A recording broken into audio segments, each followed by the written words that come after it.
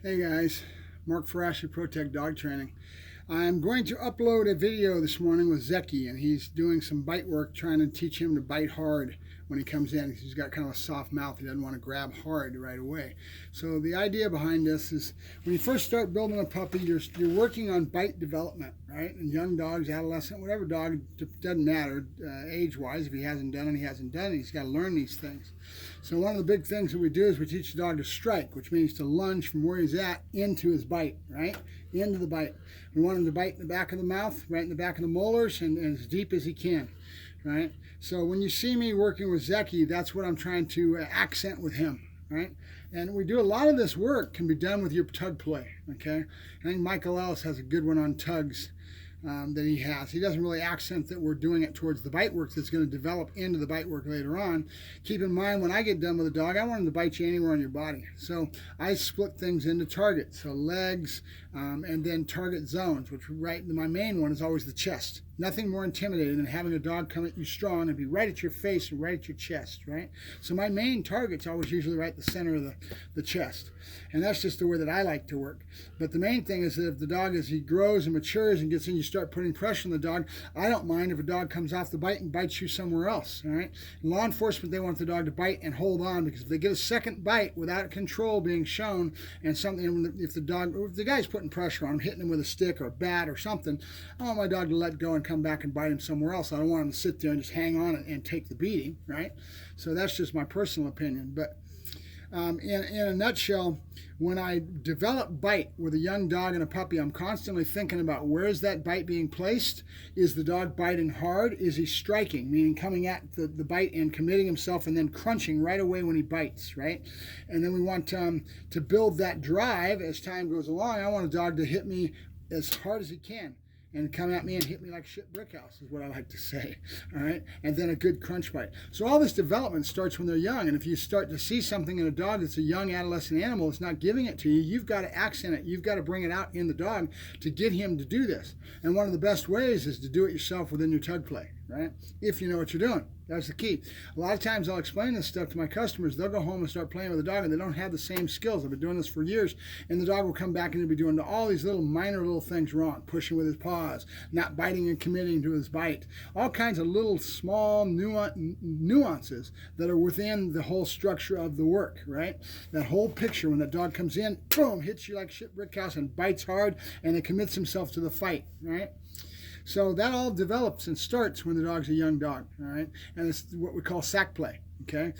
You saw my little Dutch Shepherd that Norman was working this morning. He was flailing that little chamois is the same thing. It doesn't give the dog a grip purchase, right? The dog is going to slip it if he doesn't bite it hard. So the puppy starts to learn to commit himself to that bite and bite it hard enough that he can hang on to it. And that's what you're trying to do with that. That's why we use chamois. They get wet and they get slick, and the dog can't keep a hold of it unless he really bites, and he bites back deep. And that's all about how you set the bite, how you commit the dog to the back of the molars, and then when you set that hook, which means pulling forward. Remember, the dog is instinctively going to want to grab something that's trying to get away from him. It's very instinctive. It goes back to his whole instinct as a predator, right? And the bite cycle, right? It's not hard to explain, but it's hard to really do if you haven't done it. You know, it takes practice, takes somebody working with you and having a coach that's going to show you how to do it and how to develop that dog. It's just something I've been doing so many years that it comes easy to me. So when you're watching me work Zeki, that's kind of what I'm trying to initiate. As time goes along, you'll start to see Zeki will commit himself to that. He'll strike real hard, boom, and he'll grab real hard. If you watch Buddy flies through the air and he doesn't play. When he bites pretty good. Buddy, being a Dutch Shepherd, and his mouth is shaped a little different, has more of a shallow bite. It's getting worked. I find that if I work with a suit and I do a lot of suit work, the dog has a tendency to bite shallow, bites with the front of his teeth, right? The whole thing that you see with bite wedges and sleeves, if you ever look at the shape of that sleeve and you look at, it's all about developing that bite to be biting back here in the back of the mouth and committing himself to the bite. But with the way it's shaped, usually it's kind of a V shape or a little bit larger bite bar, that kind of thing, causes the dog to open his mouth and promotes that biting to the back of the mouth. Tools are important, right? But how you use the tool is very important as well, right? So that little video that you see me doing with Zecky is kind of my first start. But keep in mind, you can't just go out there and do this with a dog without drive. You've got to build drive. You've got to get him chasing balls. You've got to get him wanting to come in and striking and be committed to that game to a higher level. Otherwise, you start yanking out of his mouth with a dog that's never done it before with no drive behind him, no motivation, right? You haven't built that drive up in the game.